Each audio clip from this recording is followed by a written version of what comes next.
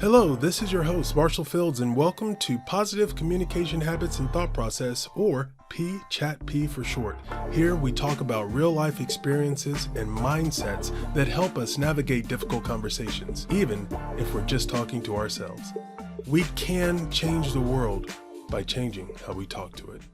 Welcome back to the PCHaTP podcast. In our last episode, we talked about building equitable communities with Dr. Serenity Wright, and how to foster greatness and humanize your work.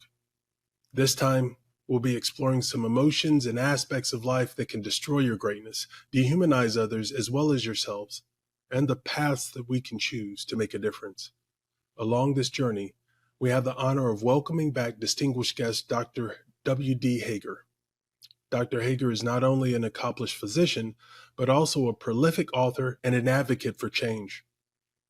With over 40 medical journals, 25 textbook chapters, 7 books to his name, appearances on CNN, WSNBC, National Public Radio, ABC Morning Show, CNN News, 2020, Nightline with Ted Koppel, and 60 Minutes with Leslie Stahl, Dr. Hager's experience is widely recognized.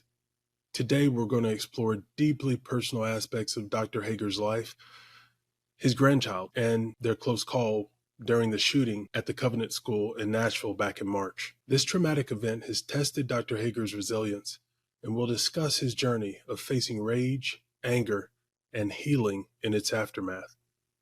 As a returning guest, Dr. Hager brings a wealth of knowledge, empathy, and personal insight to help us understand the complex emotions that arise in the wake of such a horrific incident. We hope that this episode will provide wisdom, solace, and guidance to those grappling with their own anger or trauma. We extend a warm welcome to Dr. W.D. Hager as we embark on this profound exploration of facing rage, facing anger, and working toward healing. Dr. Hager, it is good to have you back on the show.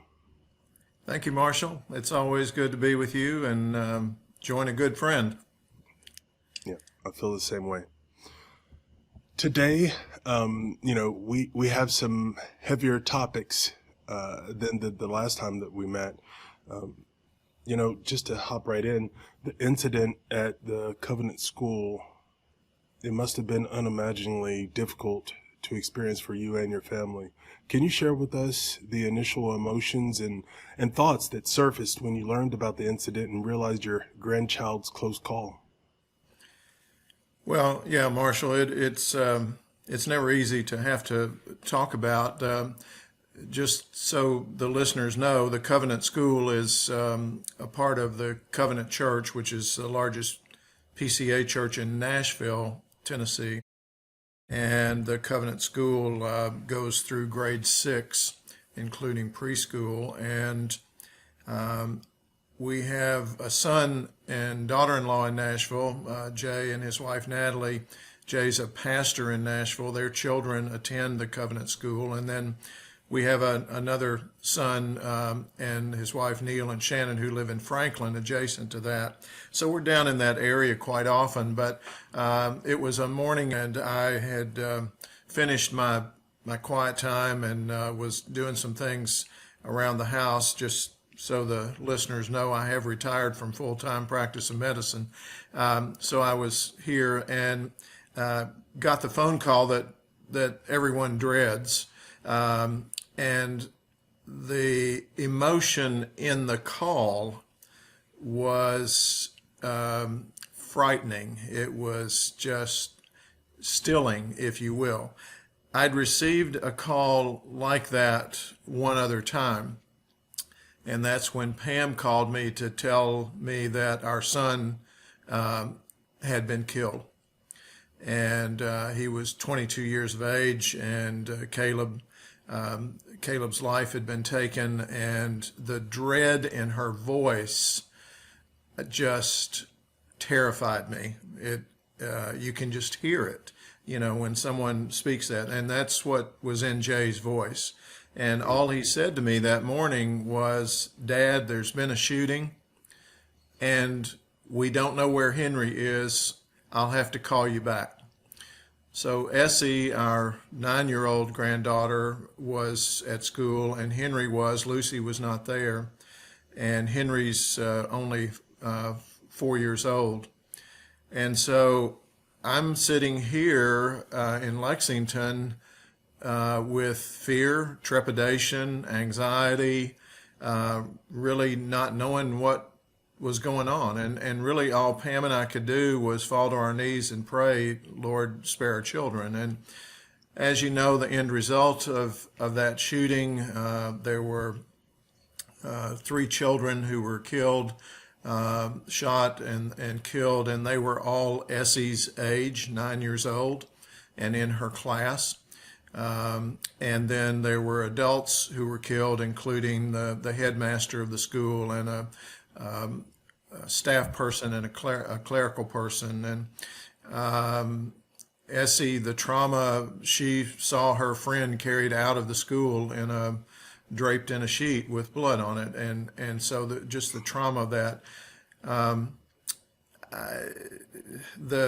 Ultimately, just so that everybody knows, Henry, they did find Henry, and so after about an hour and a half, we got a call that Henry was okay, and we were able to breathe a little easier. But still, that anxiety that you feel whenever there's a mass shooting is what we experienced that day. And that anxiety, that is the initial, because there's so many unknowns, except for one thing: there is danger, there is high potential of harm, and you don't know the status of your loved one's safety. But once that moment subsides and the event is over and you know what has happened, you know what's been taken, then anger is a natural response, such as wanting to have an act of violence or revenge. How did anger manifest within you, and how do you cope with this intense emotion during the aftermath of a shooting when innocence has been taken? One of the things that I think the listeners need to be aware of is we've always had a tendency, Pam and my wife and I, we've always prayed when there were these kind of events, nationally, internationally. We've tried to have empathy toward the people, but there's always something within you that kind of says that's happening someplace else. That won't happen here. But all of a sudden, we were in the middle of what was happening here with us, even though it was in Nashville. And immediately the next day, I took off for Nashville. But yeah, there was an emotion of shock. There was an emotion of anxiety and trepidation. But then you do experience an emotion of anger. And in my new book, Simmering Anger, Smoldering Rage, the emotion that is destroying our world, I talk about the fact that anger is a normal emotion. It's not wrong to be angry. What's wrong is dealing with your anger inappropriately. So yeah, we honestly were angry. We were angry that it happened. We were angry that a young woman would go into a school with assault weapons and take lives. But then, because I was involved in writing, and this took the forefront of that book, actually, the Covenant School shooting, you must come to a place where there's some kind of resolution. That doesn't happen right away, but there had to be some resolution, and the only way that Pam and I, could begin to resolve our anger was to communicate, to talk. And so communication between us and our children in Nashville, and when I went down the next day, I met with 2 of the pastors. Because the senior pastor at Covenant Church, his daughter was killed. And so I was able to meet with them. And one of the most important ways that I was able to resolve my anger and discomfort was in talking, communication. You and I are talking today, and we can resolve things. But unless we're face to face, if you will, or at least in some type of communication, we can't resolve things. So that was the beginning of resolution for me, was talking, communicating, and hearing their anxiety, their fear, their anger, and expressing mine. It's so necessary. I wish, right? I wish that we were telepathic. I wish that we could save the time of having to form words and think before we speak and just communicate. Oftentimes communication can be riddled with so many of that's not what I meant. You know what I meant. Nobody knows what you mean. They just take what you say and they receive it. One of the things that struck me about what you said was how you all, you and your wife Pam, already have a habit of praying when there are, tragedies, whether it be at home or from a national scale. And not everyone has that spiritual background and that spiritual habit. So in times of tragedy, finding healing can be daunting, especially when you don't feel that connection to a higher power or source. But just to kind of learn more about your journey, can you describe that journey that your family undertook to navigate through the healing process, both individually and as a collective? Yeah, and I think that's a great question. And I certainly don't have all the answers. I'm not, a spiritual giant. I try to live out my faith on a daily basis. I did in my practice of medicine and as I write and speak around the country. But the thing about prayer, in my opinion, is that there are a lot of people who feel, well, I just can't pray. I don't know what to say. I haven't prayed for a while. Prayer is just conversation with God. And so in that moment, we were able to just let God know what our feelings were. God, we don't understand this. We're upset. We're angry that someone would be this bold. We have these emotions inside, and we need for you to help us to deal with those. So and Pam prays the same way. She just talks to God, and just like you and I would be talking today. And she knows he's her daddy, and she talks to him like she would her daddy when her daddy was alive. And I've learned that God is to be revered. The word fear in the Bible means revered, but he's there and he listens and he hears, and nothing is too small, nothing is too great for me to take to him. And so that's the way that we approached him at that time was, Daddy, we need you to help us to understand what's going on, to understand our emotions and how to deal with them, and to also enable those in Nashville to understand and be able to deal with their emotions. And Marshall, it was miraculous what happened in Nashville. After we were there, and while I was there for that week afterwards, I met with our kids. I talked with our grandchildren. We had to be very careful how we talked to them. Essie had some severe emotional issues, almost PTSD. Henry, at 4 years of age, it was kind of a bad thing that happened, but he went on playing. Met with the pastors and heard them. But the law enforcement officials in Nashville did a marvelous job of coming alongside the victims. And Marshall, there was actually an article that was published that said that there were no victims in Nashville. The only victim was the shooter. So Wow. the law enforcement officials came along. Hold on. I got to stop you. Break that down for me. There were no victims in Nashville. Yeah.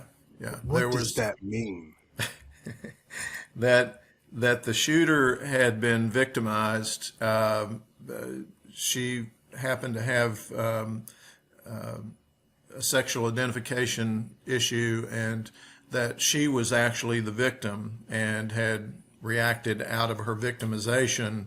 But that meant the parents, those who had lost children, the adults who had passed away, their families were not really victims. But the police department, the fire department, in the days after the shooting, had events, centralized events in Nashville, and all of the parents, all of the children, any relatives were invited to come, and they took those kids in their arms and they said, "We're here to protect you." I have a picture of my granddaughter Essie and grandson Henry in the arms of the SWAT team that took them out of the building. And so their memory is not, that somebody failed or that they had to shoot the shooter, but their memory is that the police force came alongside and helped. And so I think it was really important to them that that type of impact was made on their minds, as much as we, trash our legal and law enforcement today. Yeah. So, and I agree. There has definitely been at times negative press about the military and law enforcement, which the military is, law enforcement is the military, essentially.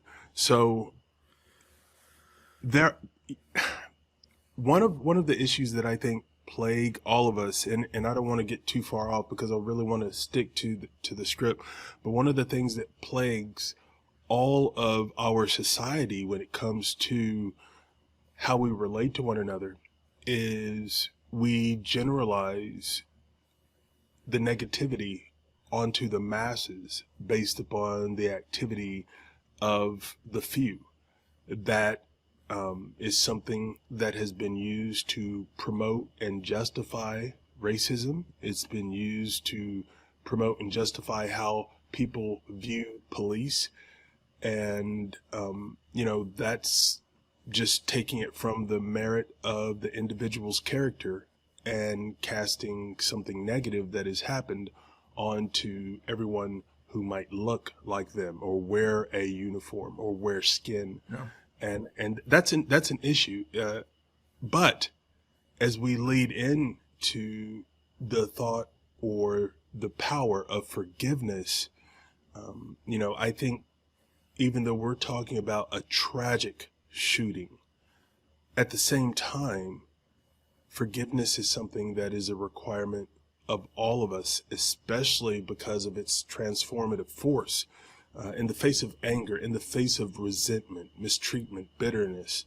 So did you find it a challenge to consider forgiveness in the wake of such a devastating event? And if so, how did you navigate the process of forgiveness, both for yourself and for others involved?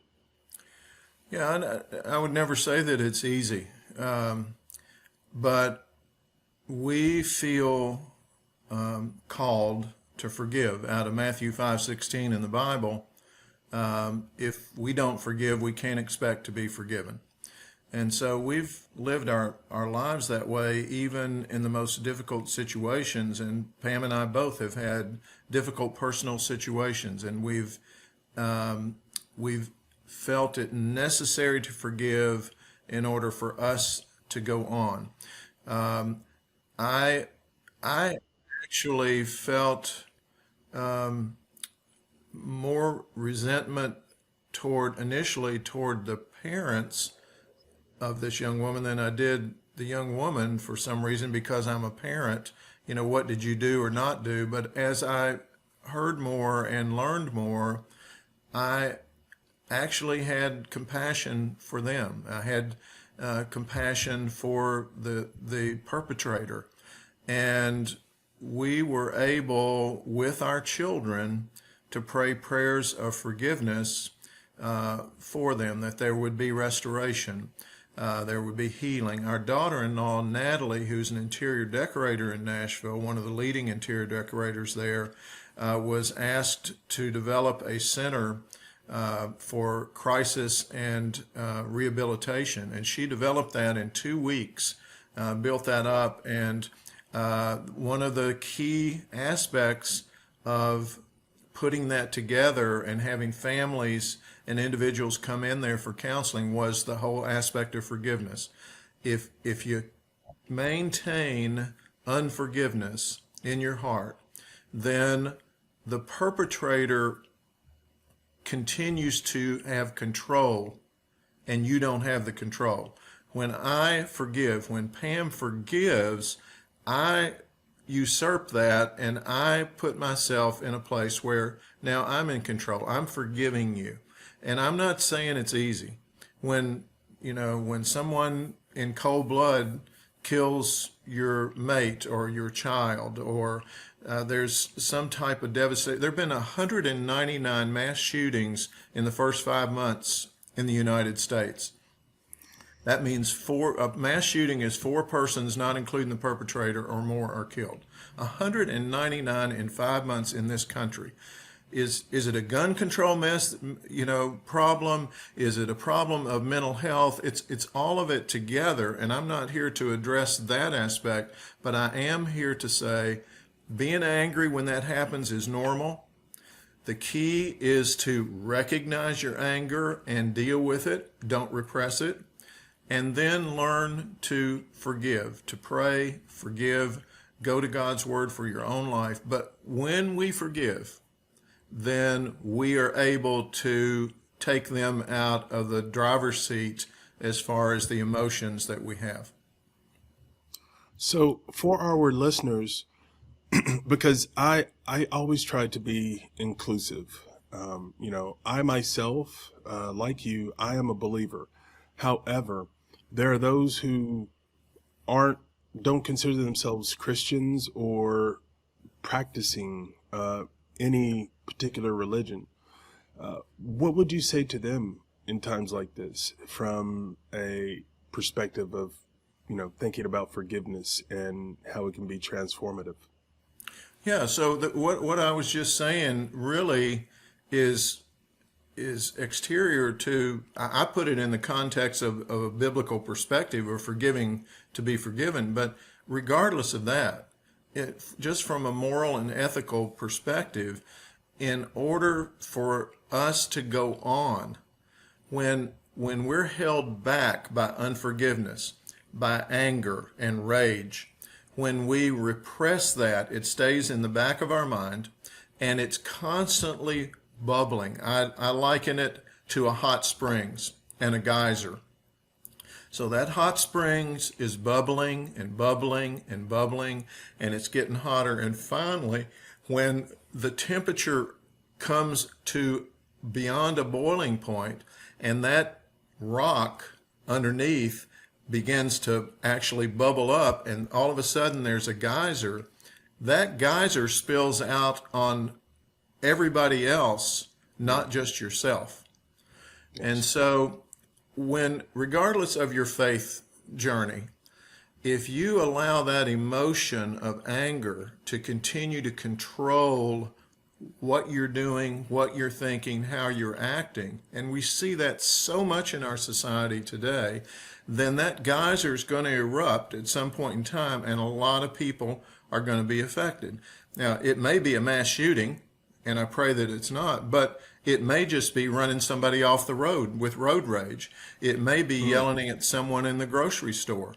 I was shopping the other day, and I was in the self-checkout line at the grocery store, and it was fairly long, and there was a guy behind me with a cart, and he says, "F this, I'm not standing in this line anymore." And he bypasses the line and walks out the grocery store with his cart.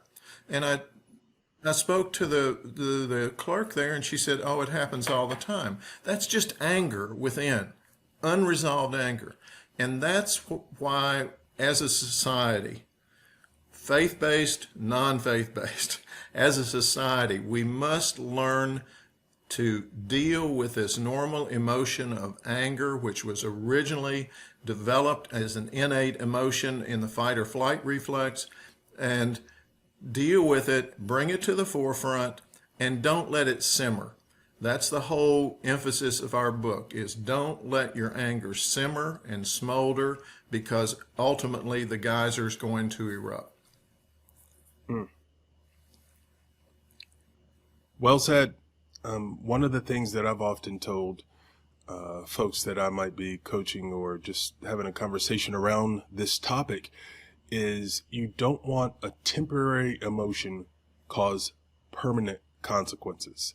And that's one thing that I'm very adamant about, because if your anger fades, but what you did while you were angry is still there, it causes such internal turmoil and regret and bitterness. So it's better to just deal with that one emotion than creating a negative situation where you're going to have even more negative emotions to deal with. But I know just for me, the biggest part for me is my spirituality.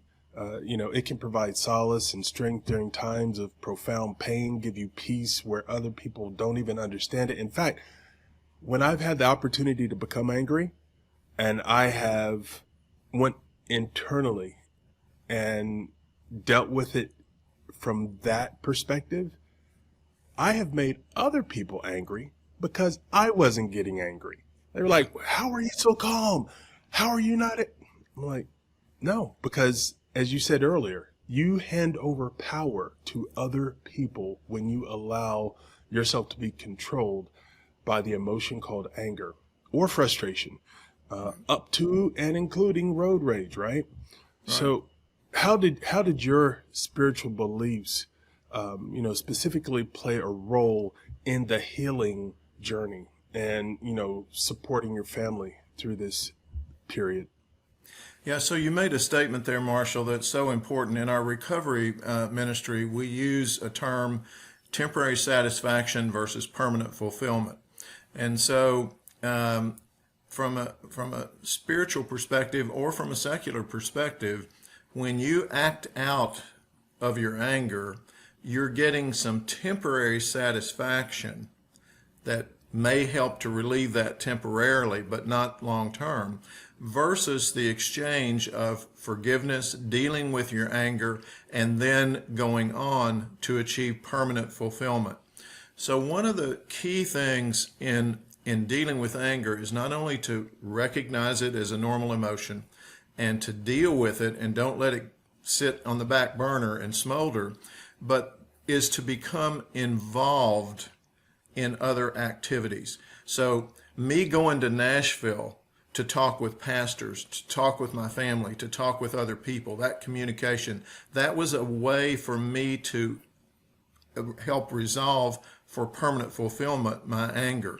When you begin to experience anger, seek out someone to talk to. Seek out a Marshall Fields who you can talk to, who can give you some understanding and help you to deal with that so that you don't keep it pent up. And then from our perspective, we go to God. We believe that God understands our anger.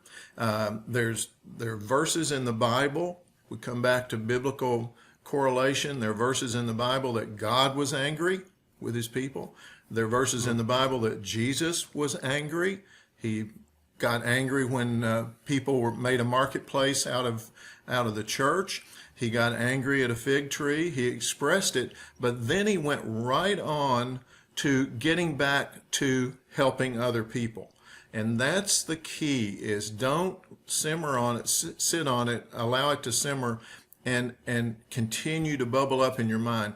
Deal with it, communicate with others about it, and then begin to reach out to other people.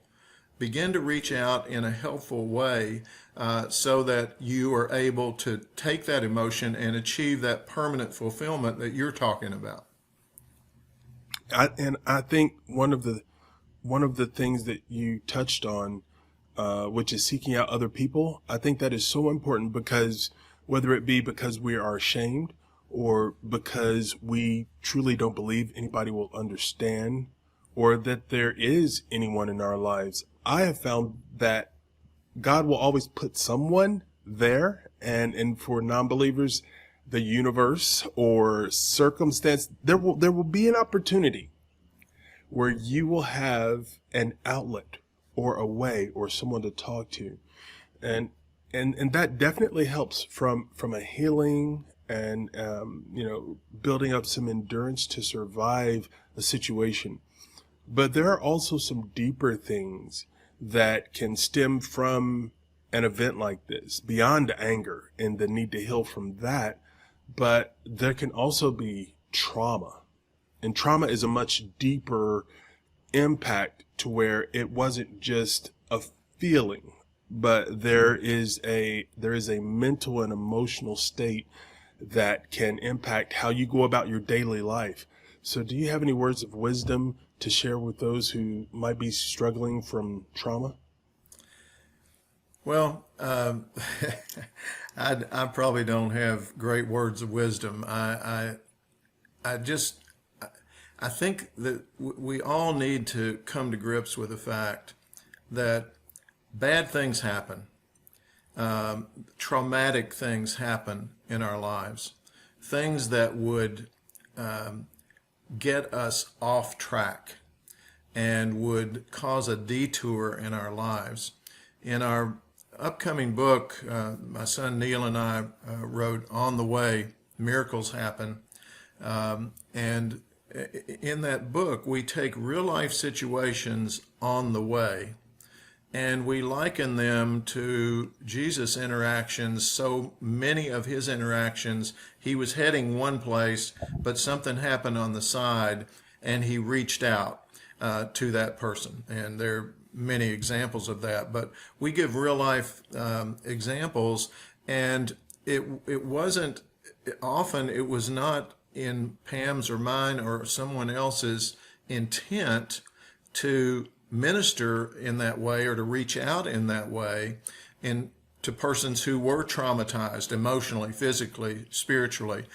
But we took, because of our orientation, we took advantage of that to reach out, to lend a helping hand, if you will, to those individuals and to try to minister to them in different ways. Not that we have all the information, but just extending the hand to someone who is experiencing trauma in their life, is experiencing abuse, neglect, abandonment, rejection, whatever it is in their life. That is the thing that we can do. And in doing so, we find healing ourselves. We were healed and improved so many times, much more than the person we reached out to.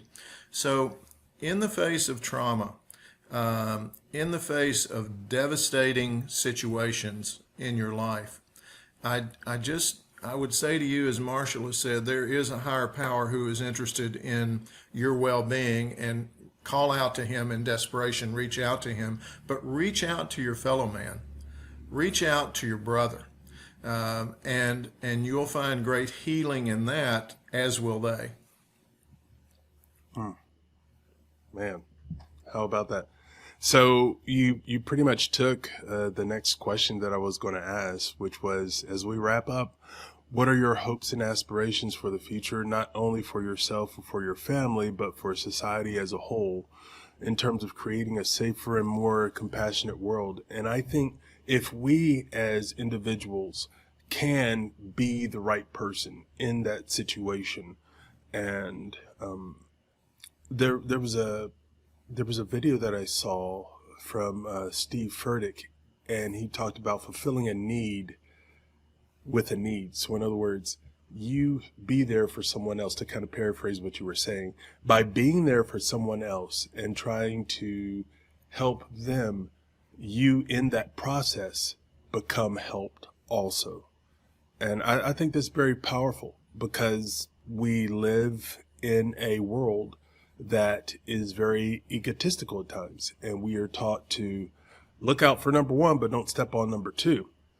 Well, What if by looking out for number 2, you helped number 1 by default? What if that was the way we thought automatically? I'm going to do this for someone else because by doing for someone else, I will receive by default. David, I thank you for sharing your personal journey of facing rage and anger and healing with us today. Your strength and your resilience are truly inspiring. We wish you and your family continued healing and hope that your experiences will serve as a catalyst for positive change. Thank you so much for joining us. Thank you, Marshall. Thanks for having me. Always a pleasure. If you like this episode and if you like PCHaTP, you can find and subscribe on all major podcast platforms. You can support us at PCHaTP.com. We hope you join us in changing the world by changing how we talk to it. This episode was directed and produced by Marshall Fields with music and audio engineering by Chris Bergeman.